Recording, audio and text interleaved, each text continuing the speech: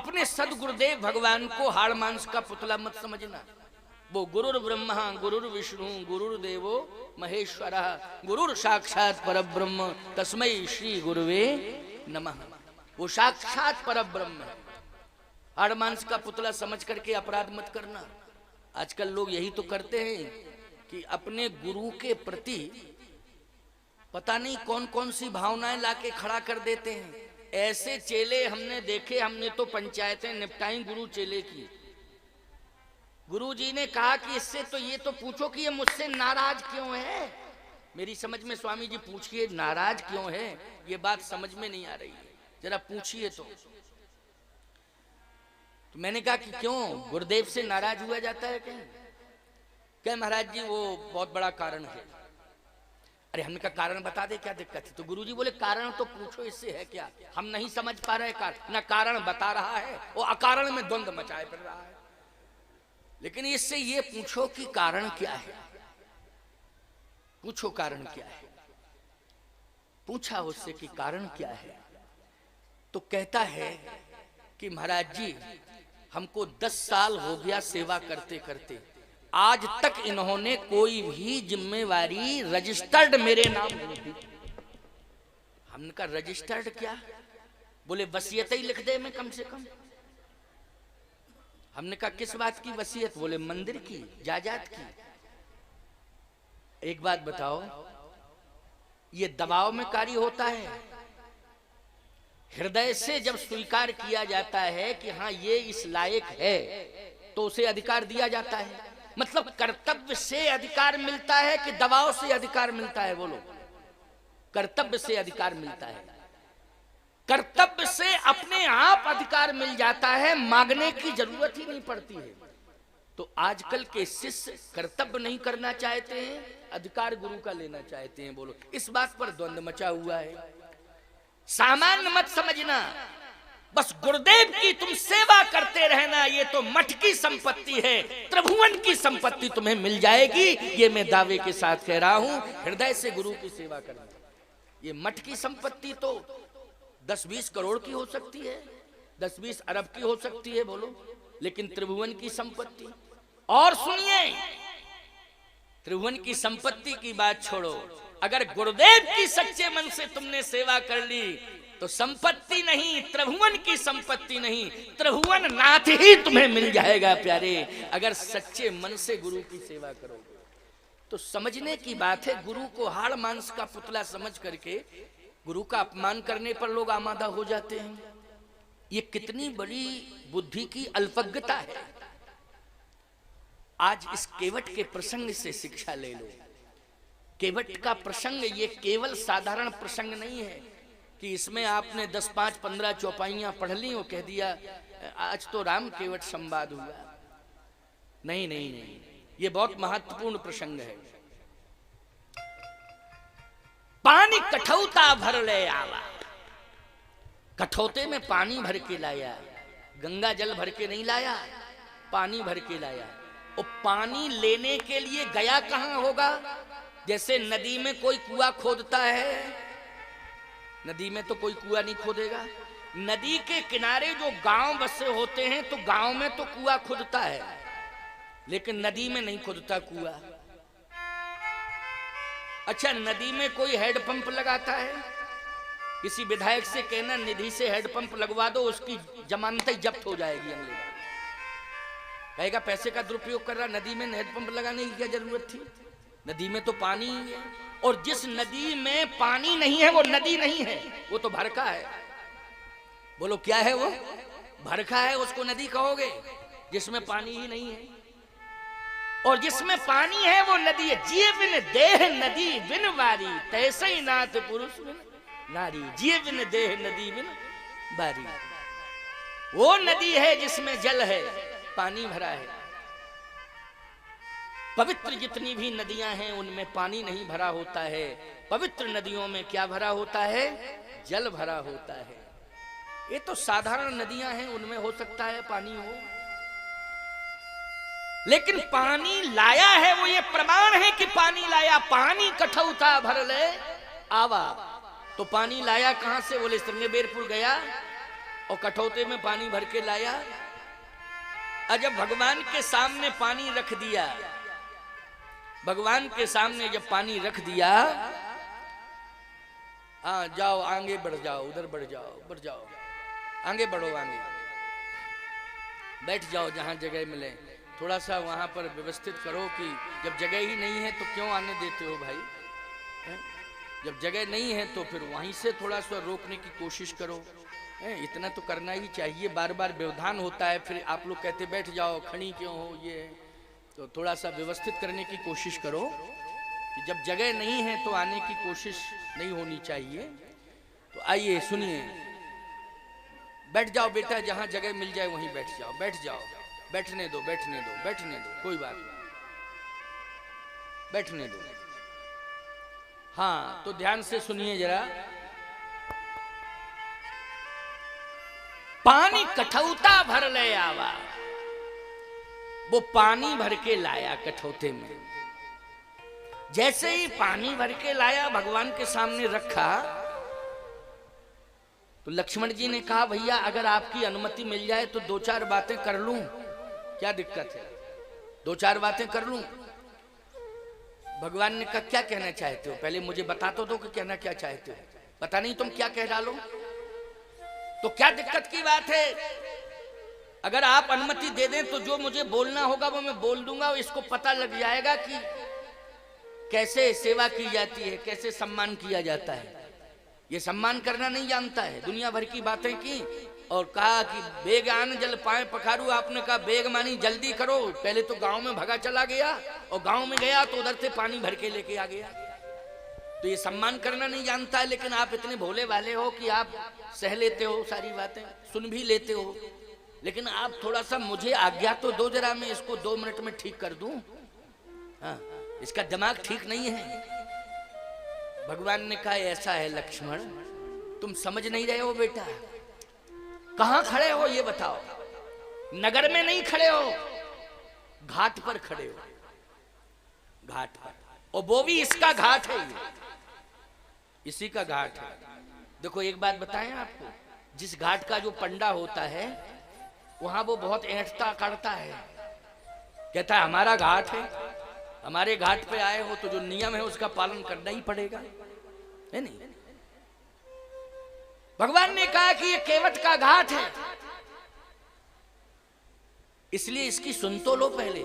लक्ष्मण जी ने कहा बना रहा है केवट का घाट, लेकिन तरीका होता है अपना अपना, हमें 2 मिनट की बात कर लेने दो। भगवान ने कहा तुम मत करो बात, तुम बात नहीं कर पाओगे बेटा। आपने आज्ञा दी थी तो परशुराम जी से मैंने ही तो बात की थी फ्रंट पे आके जनकपुर में। किसने बात की थी? कहा हाँ तुम्ही ने बात की थी, लेकिन तुम्हें मालूम है वो कौन सी जगह थी? वो जनकपुर था। अरे जनकपुर तो था लेकिन ससुराल थी, ससुराल। अच्छा बोलो, ससुराल में दामाद की बहुत बड़ी कीमत होती है कि नहीं होती? कैसे ससुराल थी, ससुराल में दामाद का अपमान कोई सह नहीं सकता है। परशुराम जी अगर कुछ कहते तो जनकपुर वासी आ जाते, बोलो आ जाते कि नहीं? और आ जाते तो परशुराम जी को भी सोचना पड़ता। लेकिन ये घाट है, यहां कौन आएगा? लक्ष्मण जी ने कहा हमें किसी की जरूरत ही नहीं है, हम ही ठीक कर लेंगे अपने अकेले, हमें किसी की जरूरत ही नहीं है। कहा नहीं, जरूरत तो पड़ती है। ऐसा संसार में कौन है जिसे जरूरत ना हो, और ऐसा संसार में कौन है कि जिसको कभी जरूरत ना पड़ती हो? सबको जरूरत पड़ती है, एक मजदूर से लेकर के प्रधानमंत्री तक को जरूरत है एक दूसरे की, है कि नहीं? ऐसी भाषा मत बोला करो, तुम चुप रहो। लक्ष्मण जी ने कहा कि तो ठीक है आपकी आज्ञा है तो मैं बोलूं, नहीं है आज्ञा तो मैं नहीं बोलूंगा, लेकिन मुझे लग रहा है कि मुझे बोलना चाहिए था, कष्ट हो रहा है, बहुत कष्ट हो रहा है। कहे कष्ट सह लो, लेकिन ये घाट है, इस घाट पर विवाद करना ठीक नहीं है। अगर लक्ष्मण तुमने थोड़ा सा कुछ विवाद कर दिया घाट पर तो अभी घर से चले गए, पर घाटों से चले जाएंगे, न घर के रहेंगे न घाट के रहेंगे, बड़ी समस्या खड़ी हो जाएगी। इसलिए घाट पर शांति धारण करो, पहले पूछ लो कि क्या है, पानी क्यों लाए हो? लक्ष्मण जी ने कहा एक बात बताओ, जब गंगा जल पास में तो पानी क्यों लाए हो? केवट बोला ये तो हमारा विवेक था, विवेक ने जैसा काम किया वैसे मैंने किया। अरे तो विवेक ने काम किया कि 2 किलोमीटर अंदर चले जाओ दौड़े, और पास में व्यवस्था है, तो विवेक ने ये काम नहीं किया कि जल यहीं से ले लेना चाहिए। और फिर इसमें क्या भर के लाए हो? बोला कुएं का पानी, ऐसे कुएं का पानी लाया हूं जिस कुएं को पूरे गांव ने उपेक्षित कर दिया था,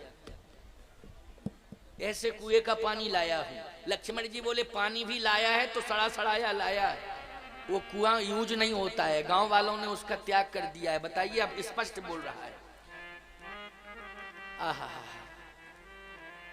लक्ष्मण जी ने कहा कि पानी भी लाना था तो अच्छे कुएं का लाना था, लेकिन जिस कुएं के पानी को लोगों ने त्याग दिया हो उस कुएं का पानी क्या लाना था। आहा, केवट कहता है कि मेरे घाट पर परमात्मा आया है और ये पतितों को पावन बनाता है। बोलो, परमात्मा क्या करता है? पतितों को पावन बनाता है कि नहीं? उसका नाम है पतित पावन। रघुपति राघव राजा राम, पतित पावन सीताराम, नाम ही है पतित पावन। अगर ये जल पतित हो गया है और गांव के लोगों ने इसका त्याग कर दिया है, तो आज मैं इसे पावन बनाने के लिए आया हूं कि परमात्मा आ गया है, अब तू पावन हो जाएगा।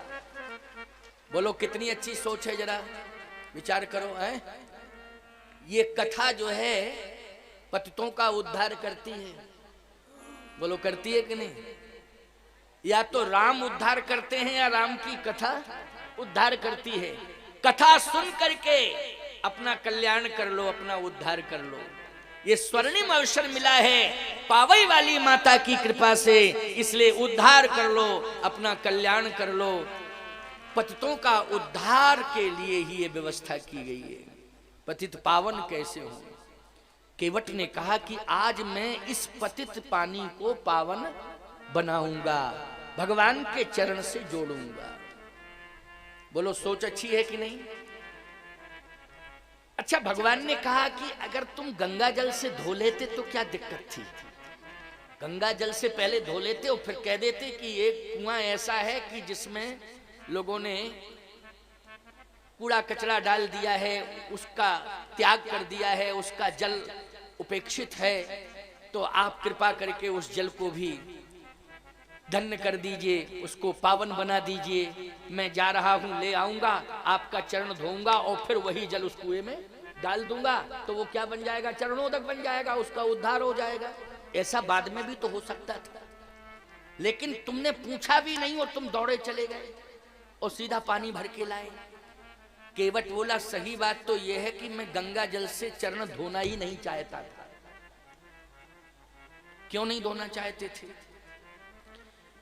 केवट ने कहा कि मैंने गंगा के तट पर ही संतों से सुना है कि गंगा आपके चरण से निकली है।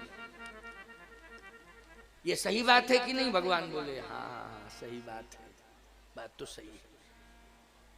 और ऐसा भी मैंने सुना कि आपके चरण ब्रह्मा जी ने धोए। कहे हाँ, धोए थे। और ब्रह्मा ने जब कमंडल में आपके चरण धोए तो जैसे ही चरण आपके धोए और गंगा प्रकट हो गई, तो इसका मतलब है कि गंगा आपका चरणोदक है। भगवान ने कहा यही भाव हो सकता है। तो जब गंगा आपका चरणोदक है तो सारे संसार को गंगा मुक्ति प्रदान करती हैं। पूरे संसार के लिए गंगा पावन है, लेकिन है तो आपके ही चरण का चरणोदक। भगवान ने कहा हाँ ये बात तो है। तो जब एक बार चरण ब्रह्मा ने धोए और धोने के बाद जो कमंडल में अवशेष आया वही चरणोदक गंगोदक बन गया, गंगा जल बन गया कि नहीं? हाँ। तो अब फिर दोबारा उसी से फिर धो। लक्ष्मण जी बोले, भैया ये देखने में लगता है मजदूर, लेकिन विद्वान बहुत है, इसकी सोच बहुत ऊंची है, गजब की बात कह रहा है। ऐसा तो मैंने अयोध्या में नहीं सुना, बड़े बड़े ऋषि मुनि महात्माओं से नहीं सुना, जैसा इस सामान्य केवट से सुन रहा हूं। हे प्रभु, ये मेरा विश्वास है कि ये जल भले ही जो है अपवित्र नजर आ रहा हो, लेकिन मैं आज इस जल को, इस पानी को भी धन्य मान रहा हूं। जल नहीं, पानी, कौन सा जो कटोते में था। ये आपको लग रहा होगा कि ये उपेक्षित कुएं का पानी है, लेकिन मैं इस जल को आज धन्य मान रहा हूं, क्योंकि ये जल आपके चरण तक आ गया है। ये जल आपके चरण तक आ गया है। जो चरण तक आ गया है वो जल हो गया है। क्या हो गया है? क्योंकि चरण तक आ गया है। अच्छा एक बात बताओ, जो पापी परमात्मा तक आ गया वो पुण्यात्मा हो गया कि नहीं हो गया? कि वो पापात्मा ही बना रहा? सन्मुख होए जीव मोह जवहीं, तो जन्म कोटि अघ नासई तबहीं। जन्म कोटि अघ, सन्मुख जीव हो जाए तो कोटि कोटि जन्मों के अघ उसके समाप्त हो जाते हैं। तो इसका मतलब है कि आपके समीप आ गया तो इसकी अपवित्रता तो दूर ही हो गई। एक भाव इसमें और है, क्या? कि मैं कठौते में लाया हूं पानी भर के, ब्रह्मा ने कमंडल में चरण धोए तो गंगा कमंडल में प्रकट हुई, लेकिन आज मैं कठौते के पानी से जब परमात्मा राम आपका चरण धोऊंगा तो इस कठौते में नई गंगा का प्रादुर्भाव हो जाएगा। बोलिए गंगा महारानी की, नई गंगा का प्रादुर्भाव होगा। वाह, कठौते में गंगा। संतों की वाणी है, सदुख खड़ी वाणी। लक्ष्मण जी ने कहा, लेकिन ब्रह्मा जी ने जब चरण धोए थे तो उन्होंने स्नान किया था, वेद मंत्रों से भगवान के का स्तवन किया था, फिर चरण धोए। लेकिन तू वेद मंत्र तो जानता नहीं है, लेकिन स्नान करना जानता है कि नहीं जानता? स्नान ही कर ले, फिर भगवान के चरण धो। केवट कहता, कैसा स्नान? मन चंगा तो कठौती में गंगा। अगर हमारा मन प्रसन्न है, निर्मल मनजन सो मोहि पावा, मोह कपट छल छिद्र न भावा। अगर ये सत्य है तो हमारा अंतःकरण तो निर्मल है ही। देखो, अगर मैं चरण धोता हूं, हे लक्ष्मण जी, छोटे ठाकुर, जब ब्रह्मा ने कमंडल में गंगा को प्रकट कर दिया तो अभी मैं चरण धो करके कठौते में गंगा को प्रकट कर दूंगा। और भगवान से कहा कि सरकार थोड़ा सा चरण दे दीजिए। भगवान ने कहा, ले ले भैया, धो ले। जैसे ही चरण भगवान ने बढ़ाया तो केवट के हाथ में भगवान का चरण आ गया। केवट के हाथ में भगवान का चरण आ गया। ब्रह्मा जी ने तो इतना प्रयास नहीं किया था, प्रार्थना की थी केवल। क्यों की थी कि नहीं की थी? और भगवान ने कृपा कर दी। लेकिन यहां तो भगवान ही मना रहे इसको, और कह रहे हैं बेगान जल पाए पखारू, जल्दी कर लो भैया, धोले हमारे पाँव। ब्रह्मा जी के लिए ऐसा थोड़ी कहना पड़ा था। और जैसे ही चरण केवट के हाथ में आया भगवान का, आहा, केवट का जीवन धन्य हो गया। भगवान का चरण जो है पखारने लगा। अति आनंद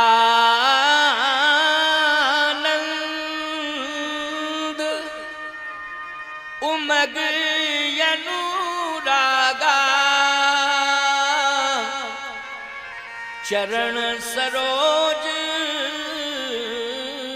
पखारन लागा। अति आनंदित होकर भगवान का श्री चरण पखारने लगा केवट।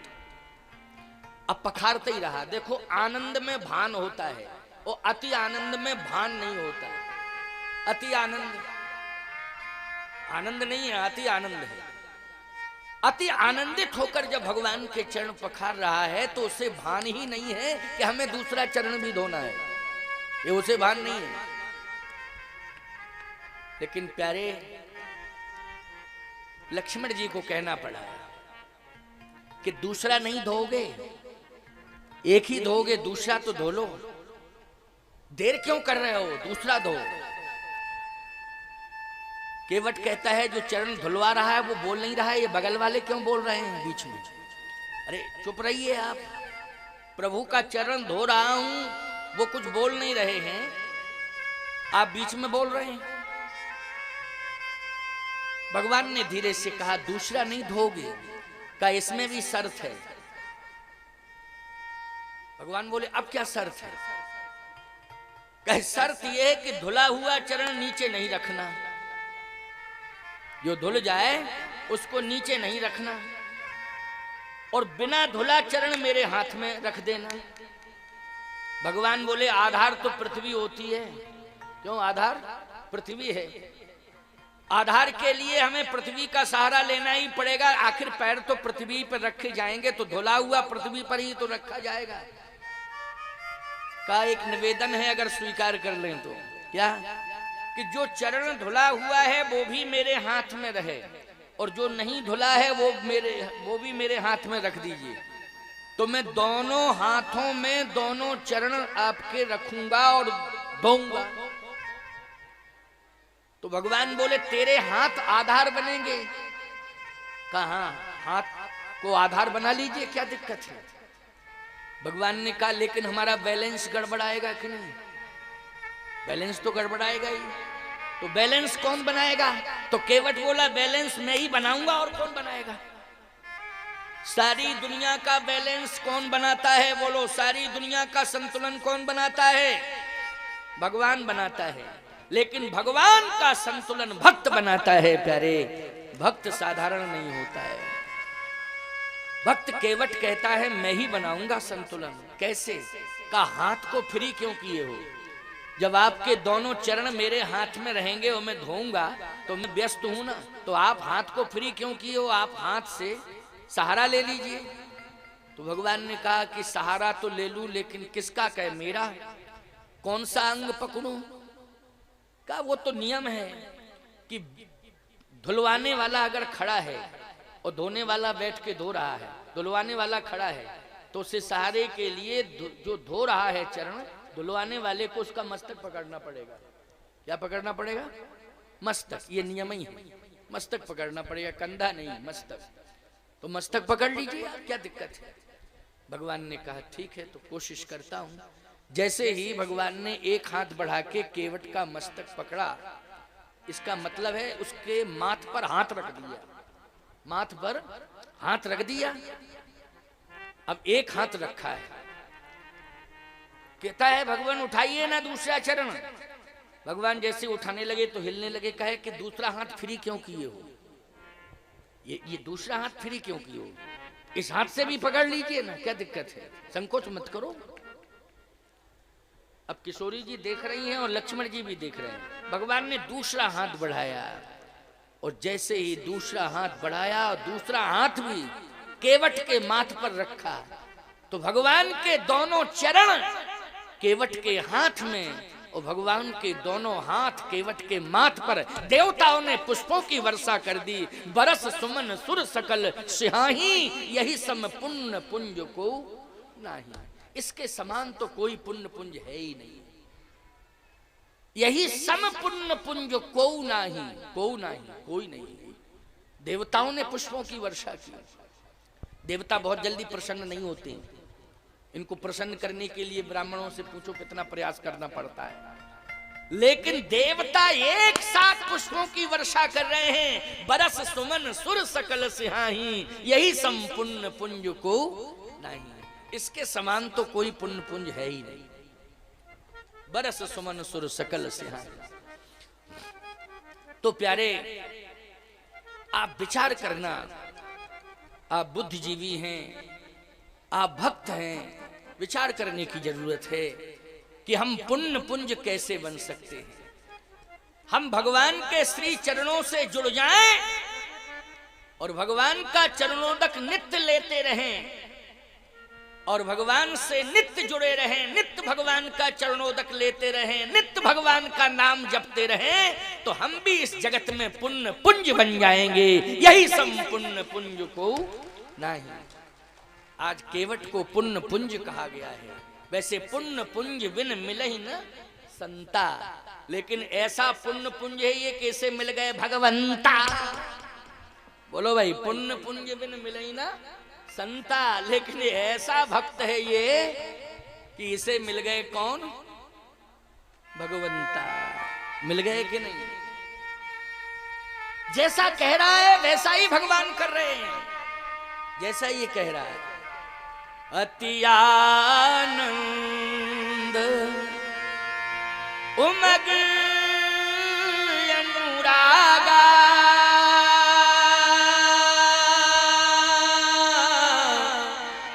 चरण सरोज पखारन लागा। अति आनंदित होकर भगवान के श्री चरण पखार रहा है। दोनों हाथ भगवान के केवट के माथ पर हैं। भगवान ने कहा भैया अब तो दोनों चरण तुमने पखार लिए, अब पार नहीं करोगे। केवट की आंखों में आंसू हैं। कहा प्रभु मैंने सुना था कि परमात्मा अकारण करुणा वरुणालय है। मेरे जैसे दीन के ऊपर आपने कितनी बड़ी कृपा की। आज मैं धन्य हो गया हूं। कौन मुझे स्वीकार करता। लेकिन सत्संग से यही शिक्षा मिल रही थी कि एक ना एक दिन उसके प्रति समर्पण रहेगा तो वो स्वीकार जरूर करेगा, वो परमात्मा जरूर स्वीकार